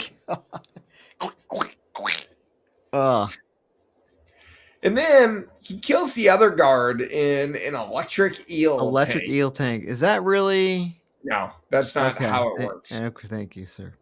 Like, yes, they can kill you, but that's not how it works. Yeah, Like okay. it's not like It's like a throwing fucking live a wire in a toaster. fucking Yeah, it's not pool. like throwing a toaster in a bathtub. Yeah, okay. You know. It said danger So electric eel, so I was like, yeah, oh, so then from there, Killifer, rolls out, and he's going to he opens up the hatch, and he's gonna fucking kill Bond, and then from there, Sharky, pops up the hatch that throws Killifer off, and yep. yeah, they end up. They've got Killifer on the rope in the hatch over the Great White, and they're trying to get him to talk, and then they throw the suitcase of money at him. And he goes to fucking catch it. Yeah, The fucking and idiot. yeah, and then he's dead. All right. So then from there, this is where the guy with the really awesome Jerry curls rolls up the next day. I like Sharky's boat or whatever. Yeah, and Yeah. he's like talking Bond, and Yeah. he's telling him like, "Hey, Kilford died at a warehouse," and Bond's like, "Huh, okay." He's That like, sucks. "I can't keep this shit under wraps," and Bond's like, "Okay." And then they end up at the Ernest Hemingway house. Yeah. Fun fact: I've been there. I say I walked past that at Key West. Yeah, me too. Yeah. Uh, Fun fact. Key West. Yeah, fun fact. Been there. So One of the few locales of Bond I've been to. Key West. yeah. So this guy with the really awesome Jerry curls, and This guy's pretty dope. I'm not gonna lie to you. Yeah. Yeah, he's pretty. I have thought about it in a few years getting Jerry Oh, curls. really? In I a few have. years. What the- When I am no longer told like, That- hey, yeah. the length of my hair and Yeah, the Jerry curls. way my grooming Sure. requirements. Okay. Jerry curls. All right. Interesting. We'll see. We'll see how that goes. Yeah. So then from there, two other guys escort Bond into this Ernest Hemingway house, and M's there. And M's there. Yeah. And M tells him, hey, like, you gotta stop this shit. Come home. You got a mission, and it is not being here. Yep. And Um, Bond is not having it. he basically resigns, or he's basically told, he's like, "Hey, your license to kill's been revoked." Well, Bond resigns, and then Yeah. M says your license kill's been revoked. Yeah. I was like, "Oh, Bond resigns again. Here we go." Yep. I don't know how many times, bro. I wish I was at a job where I could quit like 100 times and just come back the next day and be like, "Oh, you're back? Okay, no big deal, bro. We knew you were fucking around." I don't know. I feel if you were Bond, like you can do whatever the fuck you want. Okay, so then he like just like basically jumps off the balcony and runs away, right? And Yep. these dudes just start opening fire. Yeah. And then M finally like is it too many people? Like, hey, don't. There's too many people. This dude was like gonna kill Bond. Yeah. I was like, good God, dude. Oh no, you know what? Fuck him. Light him up. I was like, damn, a little aggressive there. I guess if you run away with your license to kill, I guess you kind of asking for it. I don't know. All right. Anyway, so then from there they pan to the boat. Milton Crest's boat. Yep. And all right, so Milton Crest is trying to get a little frisky with this baddie, which is funny because he literally had a conversation with Sanchez like 20 minutes ago and was like, "Don't touch my girlfriend." Yeah, we just cut this dude's heart out. Don't touch him. And he's like, "Oh, okay." Yeah. Also, how old is Lupe? 22 in this movie? Yeah. Let me find out for you, brother. Yeah, I want to say 22. Just make it creepy. Just make it extra creepy. Yeah, because Timothy Dalton is 43, and this was in '89. Yep. Yeah, she's 22. Yeah. For the record, what was her name? Tashio Soto. Talisa Soto. Talisa Soto. Very good looking gal. Yeah, 22. She a hottie, and but okay. So so from there, relax, dog. No. All right. I thought it was the funniest shit. Crest runs away. You know, guys say, "Hey, we need you to come look at this," and they're picking up something on the radar, and they're like, "Oh, it's just a manta ray." Bond is disguised as a manta ray. And I was like, "How did you get that?" The funniest shit. Like, where did you get that from, bro? It just disguised as a manta ray. I had this on hand. Yeah. Oh man. And then from there he sneaks onto the yacht. He talks to Lupe a little bit. And then they killed Sharky. That pisses fucking James Bond off a little bit. Also, yeah, a little bit. How many fucking dudes are on this yacht? It's pretty well staffed yacht. Yeah. And then from there, like, Bond jumps in the water. So they're moving cocaine and money. So they're moving money to an airplane. They're getting cocaine. Don't know when I'll be back again. And then Bond fucking opens up this little like submarine thing. He just starts shredding this fucking cocaine. Oh, I know. You know. Yeah. Uh-huh. And then from there, he gets into an underwater fight with guys with harpoons. And he uses the harpoon to shoot at this airplane. Then he goes water skiing on the airplane. And then he's able to pull himself up. And then he throws two guys off. And now he flies the plane. But he's water skiing on his bare feet. Uh-huh. That is a thing. You can do that. Good for him. Yeah. It's hard, but you can barefoot water ski. Yeah, he's on a plane. You're right. So he did it. Yep. He's on a plane, and he basically takes over the plane, takes the money. Yep. Yeah, there's a lot of money. Money is apparently a bulletproof. You use it as a shield. Poor Sharky. And then from there, Rip Sharky. Poor Sharky. Rip. Then from there, he goes back to Felix's house, Yeah. and Oh, we didn't really mention that we saw Pam Bouvier at Felix's wedding. yeah, she was kind of a bitch. She was but just like, there, right? yeah, and she kind of storms off. Bond tried to like fuck her a little bit. Like, sup, girl, and then she fucking rolls off, and then Felix said, hit a CD yeah, in a picture of Dilla. and then Bond's So like, CD what? And he's like, CD's nuts. yeah, so Bond goes to CD's nuts, and Dude, yeah. did you see the CD-ROM drive? What about Massive, bro. it? That shit was like this big. I was like, it was the 80s. Well, I just remember he popped it in and he sees Pam Bouvier's name. The only like informant still alive. Yep. P. Bouvier.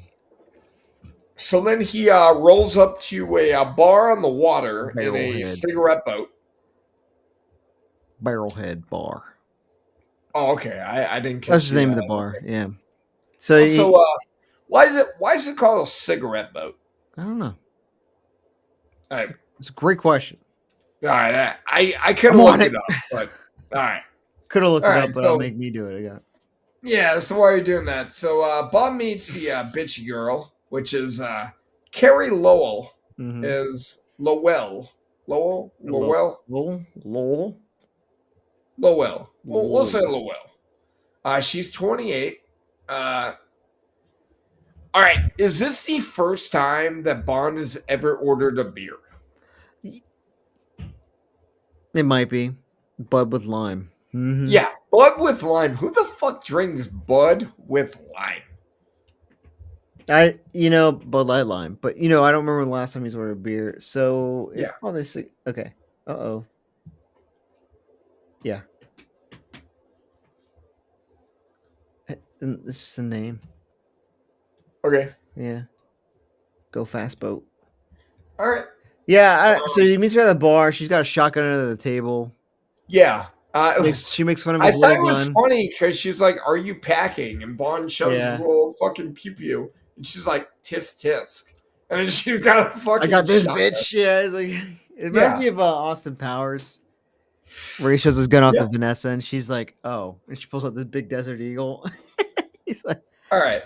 So Daria shows up. There's a bar fight. Honeymoon. Anyway, so was Bond attacked with a swordfish or a marlin? Are they kind of the same thing? Yeah, maybe. Also, is this the first time they said attacked with a fucking taxidermy fish? Yeah, I feel like. I mean, what did you think of the fight? It was good enough. Meh. It came off very 80s. 80s bar fight. And then from there they escape on the cigarette boat, and Pam gets shot in the back, and Bond seems he seems like you got to get away first, and then he'll care about it. Yeah, and then Bond seems concerned, like, "Hey, you okay?" And she's just like, "Bitch, it's Kevlar. It's Kevlar, bitch. Kevlar." And then this is the best part. So they're arguing, and then they're negotiating her flying him to this fake place, Isthmus City. Isthmus City. Yep. It's fictitious. So. And then they fuck. I was going to say. Bang? Weird bang, I said. Yeah. They definitely banged, right? I got bang one. Yep. All of a sudden, they're just attracted. Yeah, they hate each other. They hate each other. They hate each other. And then I didn't write down the dialogue, but it was something on "You didn't ask." Why didn't you ask? Why didn't you tell me? Or something. Yeah. Yeah. Well, you didn't wait. You didn't ask. It comes up again later. Yeah. It does. All right. However, was it not a weird bang?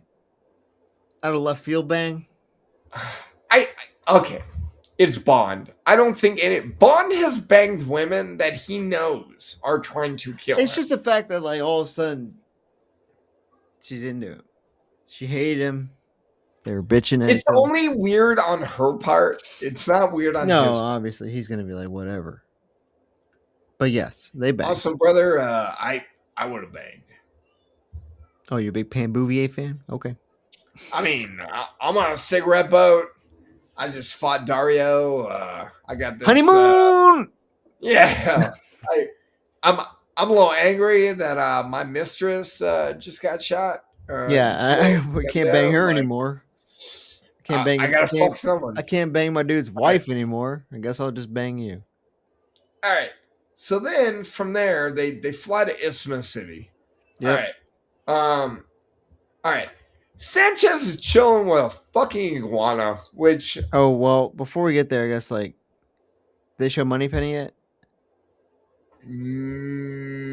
I never wrote it down, so we'll say at this point in time. There was like one scene of Moneypenny, and it was and she's like writing up like shit about Bond being missing. and then M basically says he knows he's going after Sanchez. He's not really missing.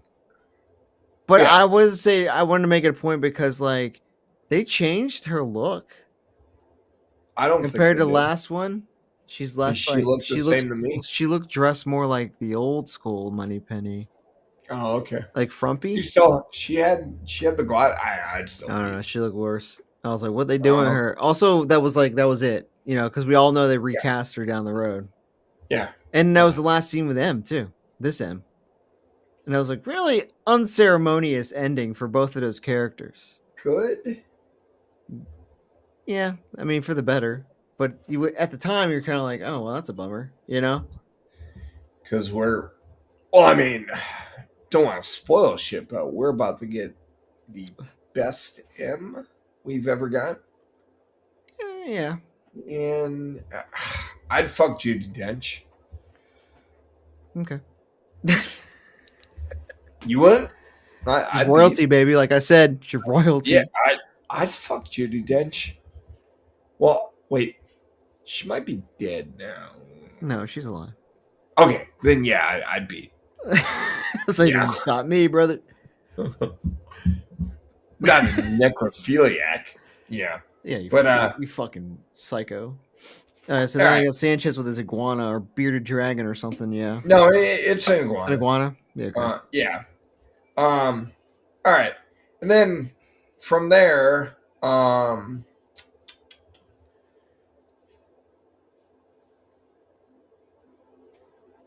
okay, so he's watching this like telethon. Oh yeah, with the what's his name? Is Professor that Wayne Joe. Newton? It's Wayne Newton. Yeah. Professor Joe. Professor Joe, and he's at like this. It's like a televangelist. Yeah. Wayne Newton. Yeah, Wayne Newton. It looks he's dressed up to look a little Mexicano. You know. Yeah, I guess so. Yeah. You know, a darker tan. Yeah. So effectively, they're selling drugs QVC style. Yeah. Which, the donations are like code for how much they're getting for the donations. Drugs. Yeah, exactly. Yeah. Which is actually pretty ingenious. Yeah, a nice a clever laundering scheme. Yeah. Too. So Bond's in Isthmus City. He puts all of his money in fucking Sanchez's bank, and then he goes and he gambles at Sanchez's casino. Okay, a few things. He ordered Bollinger RD. Don't know what that is. That's his champagne now. Apparently, we're not doing. What's the other one? Dom Perignon. He's doing Dom Perignon for a while. Remember? 59. I prefer to 57 or whatever. He's been calling Bollinger for a while now. Yeah, I'm looking that up. What the hell Bollinger R&D is? So Bollinger RD. Yep. Let me reserve. Recently disgorged is a prestigious, long-aged, extra brut champagne from Champagne Bollinger. All right, he knew what he was doing. So yeah, when we end with this, what do you want to get? You want to get Bollinger? Or you want to get Dom? Because we got to end on a high note, brother. Yeah, right. So maybe some Dom. Maybe some Dom. Yeah. So I'm gonna drink that whole fucking bottle. So he rolls up to go to the casino, but Pam Bouvier shows up with a new cut, a new look. Yeah, she looked good. She cut her hair. I don't know why, but she did. Yeah, but she had a little piece on, you know. And then they're making money, and then Bond meets with Sanchez, and effectively he's trying to make this angle that, like, hey, I'm loyal. Because that's what he knows about Sanchez. He likes guys that He's like, are I'm loyal. loyal, babe. I'm loyal. I'm loyal. So from there, like, Sanchez Timothy is Dalton's haircut right intrigued. now really shitty. He's like shaggy, but he's not. And he like went down the middle, and he got like high widow. Anyway, it Yeah. wasn't working. But yeah, so he's like, Yeah. I'm loyal, dude. I'll do whatever it takes to be on your side. And he's like, cool, I like that. He's like, Yeah. what do you got this gun for? Get the fuck out of my place. Yeah. So then from there, they tell Bond and Pam that Bond's uncle is in his room. Also, it was funny, yes, when he got taken away and Pam was left with the martini, and she drank it. And she was like, that shit's ugly. I was like, yeah, no one likes a martini, bro. Appreciate it. I like a good martini. Oh, and he said, when did he name drop somewhere here? Was it the Sanchez? He said Bond, James Bond. He's like, who are you? And he's like, Bond, James Bond. Did he? Yeah, it was at some point. I got it right here. No one likes a martini, name drop, and then Q. So in between here, here's the thing, though. You don't remember it. And that's what the thing is with Dalton's fucking Bond, dude. Dalton's Bond was not a good Bond. Exactly. Like, yeah. All right. So then from there, Q's in his fucking hotel. And then Sanchez meets with some fucking Asian drug dealers. And then I got from there, when Bond was in Sanchez's hotel, or he found out that there was like he was guarded by fucking armor piercing the glass. Yeah, bulletproof glass. Sorry, I've been drinking. Mm-hmm.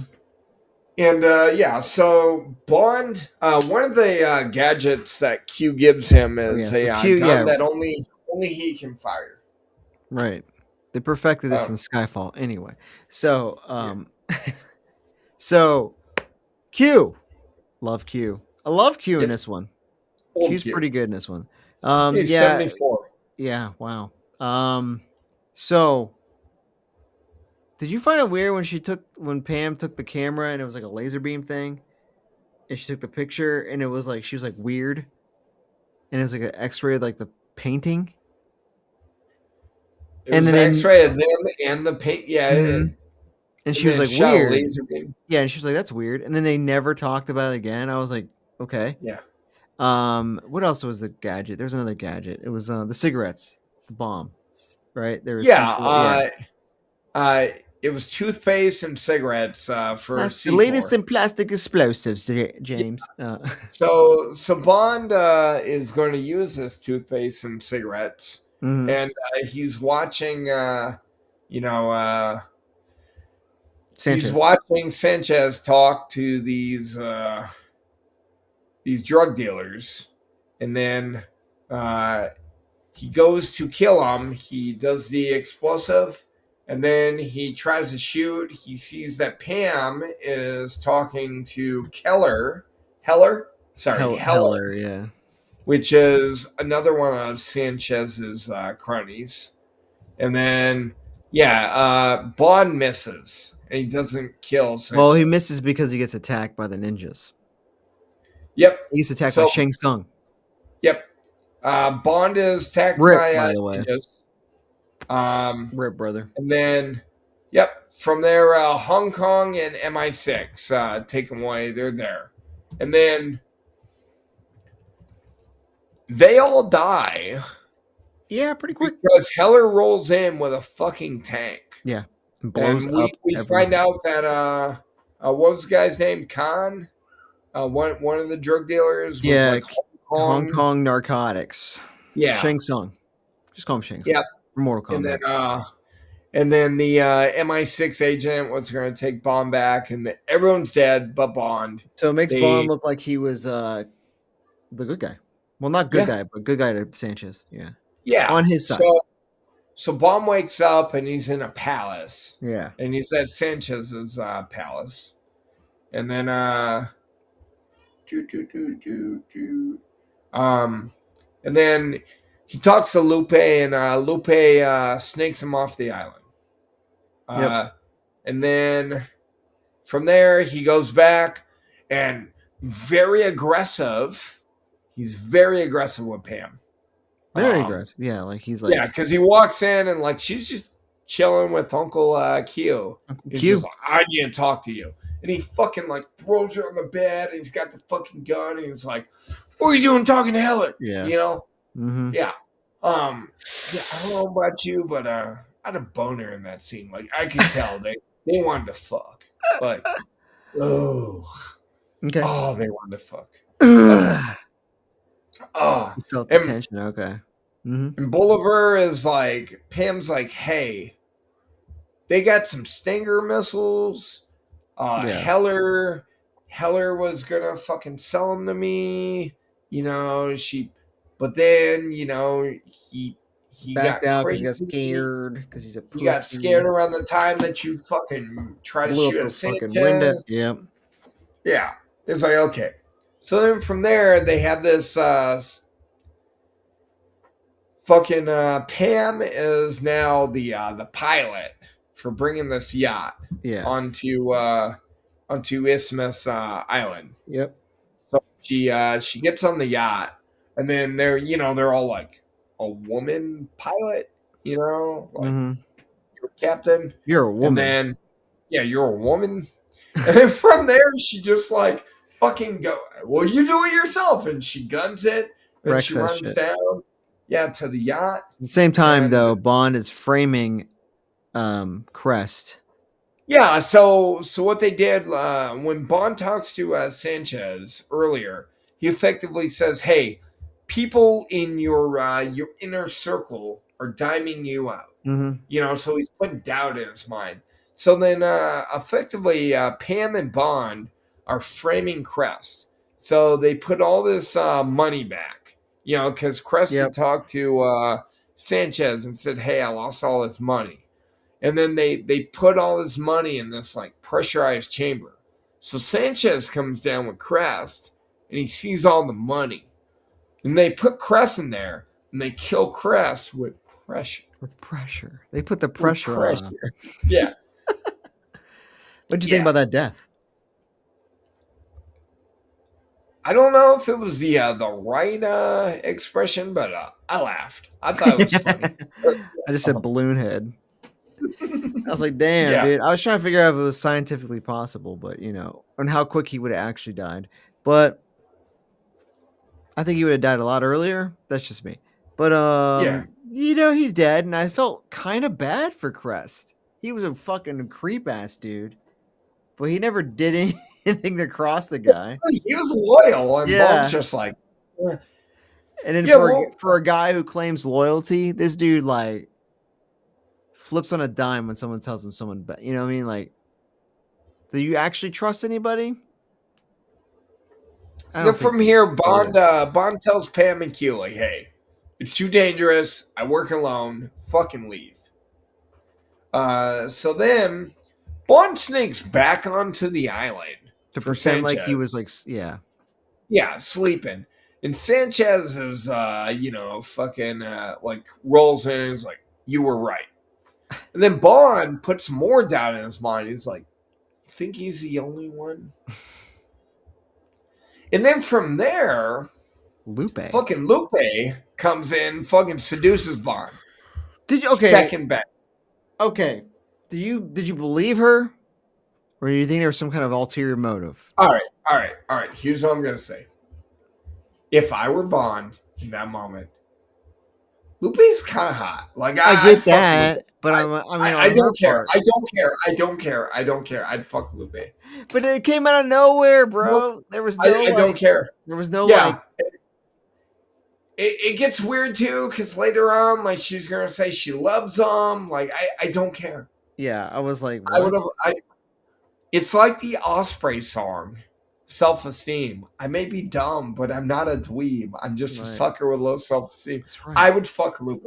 Like That's not a question, though. The question is like, do you question her approaching him Nope, to bang? it doesn't matter. I think it's so weird. It came out of nowhere.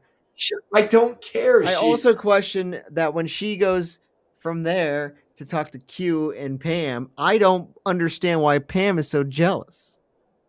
Because Pam, yeah, I I got guess in my notes love triangle, Yeah, but but I guess she also banged him in the boat.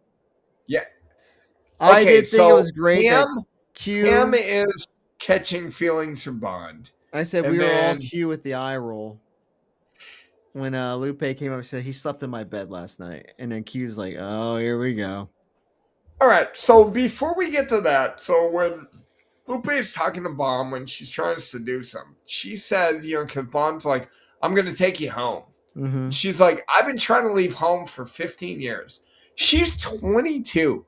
She's been trying to leave home since she was 7.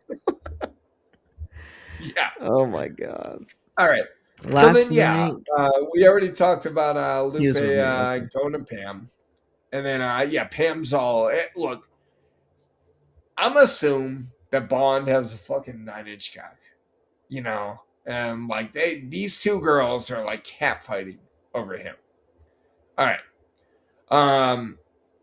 So then, like earlier on, when the Asian drug dealers, because they were talking about, hey, I need you to drop 100 mil if you want to be a part of this, and they're like, can we see how the drugs are made? And they're like, yeah, we'll take you to the compound. So now they're all on the compound. And that's where Professor Joe rolls out. Oh, I tell you what, I actually, for whatever reason, I was so entertained by this scene. So like fucking Pam flies a fucking airplane, and like I didn't fully understand why like all the airplanes were like being serviced. Was that Sanchez's doing? I'm guessing. Yeah. Maybe. So all the airplanes were like being serviced, and some Mexican guys like, sorry, Senora Pim, but I don't do a very good impression. But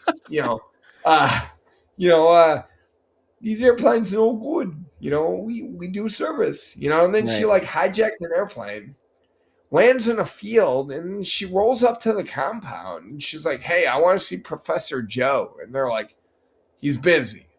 And then she just like flashes all this money, and she's like, "Well, we're here to give him a donation." So then, Professor Joe is like, okay, this girl wants to fuck. He's like, he brings her into his domicile. His fucking domicile. And it's soundproofed, he said. Yeah, soundproof. And she's playing all coy, and then she fucking pulls out a gun, and then fucking steals a robe and some keys and rolls out. I just he's like, bless your heart. Yeah, he said that like times. He's just like, well, I got duped. Okay. I enjoyed fucking Wayne Newton. I haven't seen a ton of movies with him in it. Like, I feel like this is like Vegas Vacation. I don't know. That's all I can remember. It was funny. I enjoyed it. Did he need to be in this movie? Probably not. And then it was because they also had the like young Wall Street accountant guy. Yep. What's his? I don't know what his name is, but it doesn't matter. But he's also there. Yeah. So everyone's there. So Bond starts that was the thing. So like Bond's there. They were told, hey, put on all your masks so you don't get a fucking contact high. And then like Dario's there, and he's kind of starting to recognize Bond. And then when Bond takes his mask off, he's like, oh, I know this motherfucker. And then Bond starts a fucking fire. And then that's because Dario has the gun on his back. He said, don't move. Yeah. So then then Bond starts fire. And then from there they put Bond on this conveyor belt.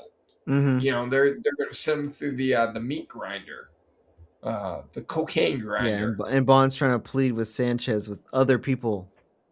He has information. Yeah, don't kill me. I get information. But I Yeah. do like that Sanchez was like, all right, cool, whatever, thanks, and still tries to kill him. You know, thanks for the Right. information. I'm still gonna kill you. And then, Right. but then he rolls out to, I guess, go kill that guy, Heller. Yeah. And it leaves him with Dario. Yeah, so Heller had the Heller ran away to protect the Stingers. And he leaves him with Dario, and then Pam rolls up.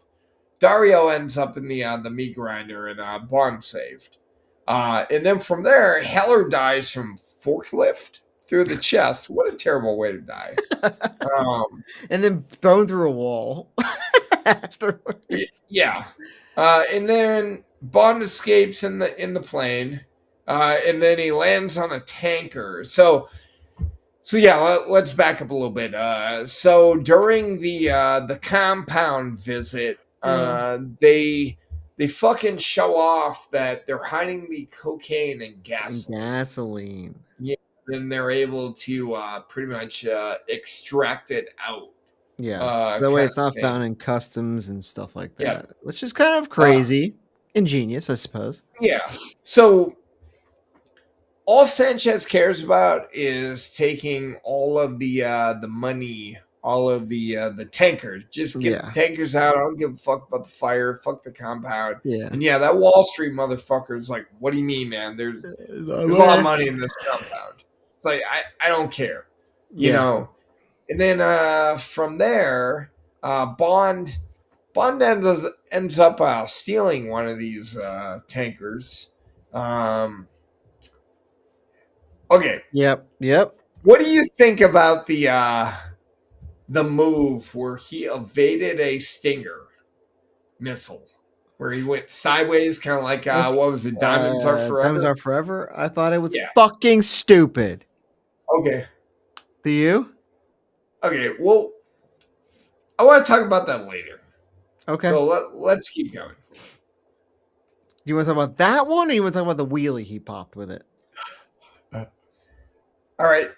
There's a truck chase, yes, and like there's things that happen. We'll talk about it later. All right, let's go past all that. You know, we'll talk about these questionable moves later. Okay. All right. So from there, there's a scene where like Bond and Sanchez are fighting, and then Bond pulls out the lighter, you know, that Della gave him. Right. He fucking sets Sanchez on fire. Yeah, so like he's got him there, you know, pretty much like machete to the face. He's gonna fucking kill him. And he basically says what? He's like, you don't even know you want to know why? And then Sanchez, honestly, I don't think Sanchez even gave a fuck. He didn't care why. I don't think he remembered who Felix was. But he shows him the like lighter and then like lights him on fire, and he fucking blows up with the tanker, and that's all for Sanchez. But during, you know, and then that's pretty much the end of that movie until we get to the epilogue. But if you want to cover the shenanigans first for the epilogue or no?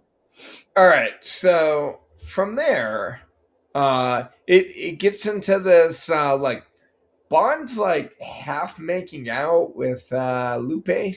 Oh yeah. And then he jumps into the Pam sees it. Pam runs off crying. Yep.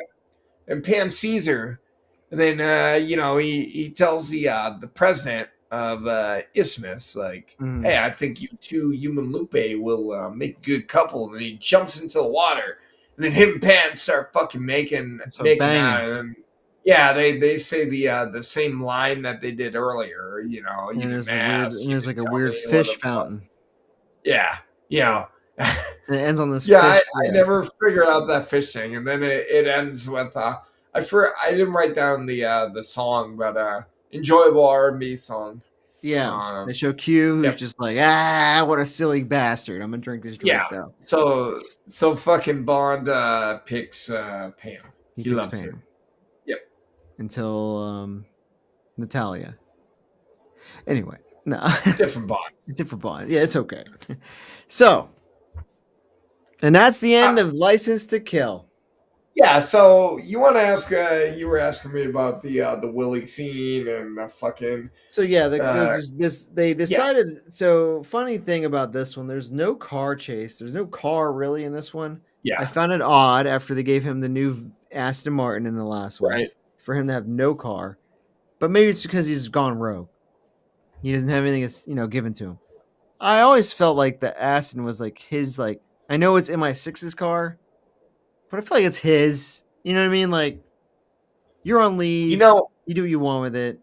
I Just don't. feel like whenever he's like not in England, they Mhm. don't really give him a car. That's true. I guess I get that.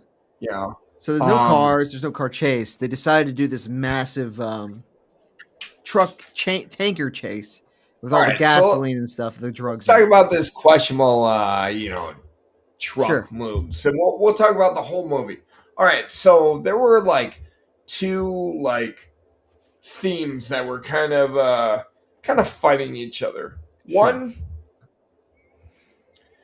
this was kind of more of a like a gritty Bond, and then two, it still had a lot of like the cartoonish Yeah. Bond, Hmm. but like you kind of don't really think about the cartoony Bond because it's such a gritty Bond, I you get know. that. But I just feel like when you do a wheelie in a semi truck, Again, because of I hated the it. I hated that. I hated the. I think if you took those two things out of it, they don't belong. okay, really, what it In boils my down opinion. to is there were a lot of Bondisms in this movie, Mm. and you should have been like, "Hey, this is really kooky," but But because it was kind of a different Bond feel, and it was gritty, and it was kind of Miami Vice meets Commando. You kind of forgot how kooky some of the shit was. Like, why was Bond so upset that Felix's fucking wife died? yeah, Other than the fact that he's fucking her, but you know, yeah, they would have like, revealed that later on and been like, "Oh, I see why you're upset, brother." yeah. All right, let's get into it. Let's And get into it. Yeah. I really liked the way you did it last time, so you guess where I rank this movie. Oh, you like that? Okay. Well, we're gonna Yeah, I when we did. do that, let's go through a few things first, brother. Sure. Rotten Tomatoes. What do you think? I didn't look it up. Okay. I'll look it up right now.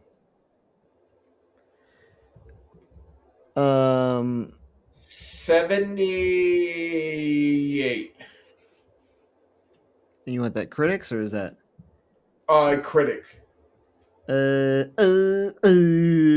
79. Oh, 62 audience. oh, Huh. yep. Which Um it's funny because I I thought this was a decent. Like I thought it was more. Like it had some kooky shit, but like I thought it flowed really well. You know. okay. Okay. Yeah, I mean, I feel like it was just kind of it was different in It a was different. in a way. And I mean, it wasn't bad. It was just all right. Girls. What do you rank Pam and Lupe? Okay, who was the actual Bond girl? Are we saying Pam? I'm thinking Pam was, Eh, but sometimes they have two. Every now and then there's two Bond girls. Has there ever been two? You know, I feel like the Thunderball there was Domino and It was Lupe. always Domino. I know No, it it was was only yeah. Domino. Eh. Um, you Mayday. know, Well, okay, so like, what about View to a Kill? You got Mayday and you got that blonde he girl, wasn't a Bond Pinciotti. girl. Mayday wasn't. No, So is Lupe no. the same aspect as Mayday? The bad guy's No, homie. it was different. Lupe. What about Die Well, I Another mean, Lupe. Day? There's Die Another Day's got Frost and Jinx. That's two. I'm throwing out. Wait a minute. We haven't got I to know. I'm that just yet. saying. There's movies that maybe have Oh, too. I haven't seen it. But okay, I never heard of this movie. What are you talking about? Okay, We'll go you with know, Pam because he ends up with all right, Pam Pam. anyway, right? I I enjoy the strong, kind of like she was self sufficient. I enjoyed her, but like I don't know, she's not fucking Domino. I think she was Yeah. okay. So she's worse than Domino. What about Better Good Head? Eh, Okay. they're around the same. I will I say though mean, that I think she's better than Kara from the last one. oh yeah, yeah. Car was pretty ditzy, and then so Domino, and then what's Kitty Cat's name? Solitary. Yeah, I got she yours: definitely. Solitary, Tracy, Domino, and Goodhead. She didn't crack the top five. I put her behind Goodhead. All right. What do you think Yeah, about the gadgets in the movie? they were okay. They're just there. Yeah, No cars really. I think Q drove a Rolls a little bit. yeah. He's like, bring the Rolls. What did you think about the villains, Sanchez and Dario? I enjoyed Sanchez. I really Yeah, did. I thought Sanchez was good. I do think it was interesting that they were so much dealing with a drug guy dealer like that. You know. Yeah. So like, I enjoyed the whole like he was kind of unhinged, but Mm-hmm. really he was just about loyalty. He And was a like little bit psycho. Yes. yeah, and I like that. And it no, I'm not even gonna say the next part. But yeah, I enjoyed him. Who's my number one? Villain? Oh, I don't Yeah. know. I don't have it written down. Okay, cool. Um he's up there. Maybe You know, Blofeld. I don't know. he's up there. But yeah, I enjoyed him as a He, villain. I like to compare it also to like the last few. You know, like you got Max Zorin and fucking Him and Gorgie. Zoran, Georgie. him and him and Zoran were pretty, Similar. mhm. Yeah. I enjoyed him. Yeah. I think it was good. I thought Dario was a pretty solid henchman. You know, like Mhm. he was like maniac, like, you know. A lot of times the henchmen are just there to be like a big tough guy. He was just Right, kind of crazy. I thought it was good. right. All right. Let's get into the movie now. All right. All right. So you have License to Kill. Better or worse than Diamonds Are Forever? Better. Better. Okay. Better or worse than Moonraker? Better. Okay. Better or worse than A View to a Kill? Better. Better. Okay. Yeah. Better or worse than Live and Let Die? Better. So number one. It is my number one right now. Really? Yeah. Wow. Yeah. Yeah. Where you got it, brother? From talking to you, it really felt like it wasn't. You didn't like it as much as you thought you would. Here's the thing, and again, I try to be as unbiased. For whatever fucking reason, all the goofy bullshit, Mm-hmm. I just kind of I whitewash it and say doesn't matter. I was entertained. I like this movie. And you know what? Okay. When it comes to that, when it comes to fucking live and let die, there's a lot of goofy shit. You like what you like, brother. And Okay. I and again, like what in what world do I like fucking tequila? And I give the drink a 3, kind of thing. Like you could just say like it's just one of those movies where it's just really, really different. You know, I I still really like this movie compared to all the other movies that we've seen so far. Do you think it has something to do with it being newer?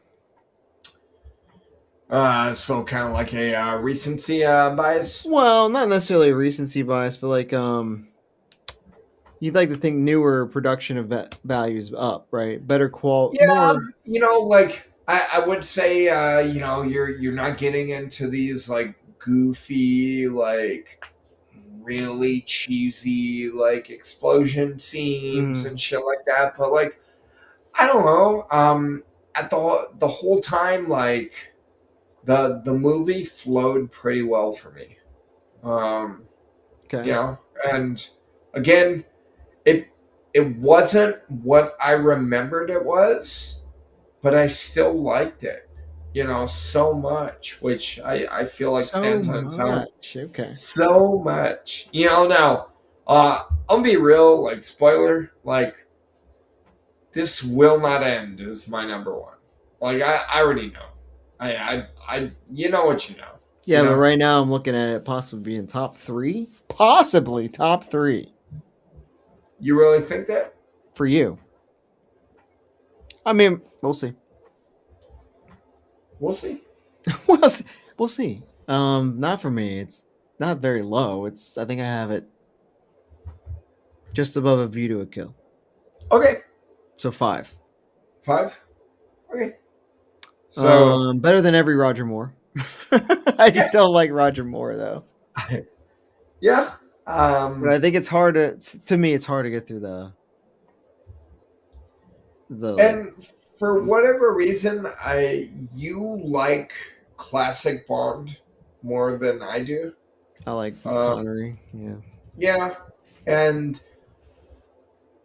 he's not bad. However, if you look at my rankings, you would think that I hate him. I don't. I see. Um, I'm looking at him right now.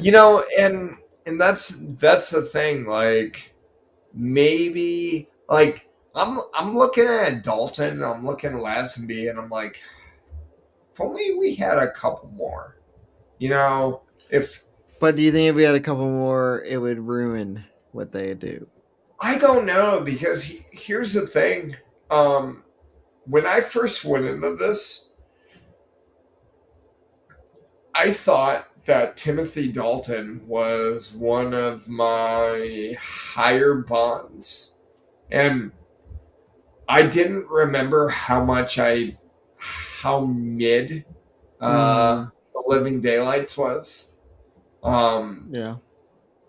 And that might have skewed it a So little now that bit. we're done with Timothy Dalton, where do you rank him?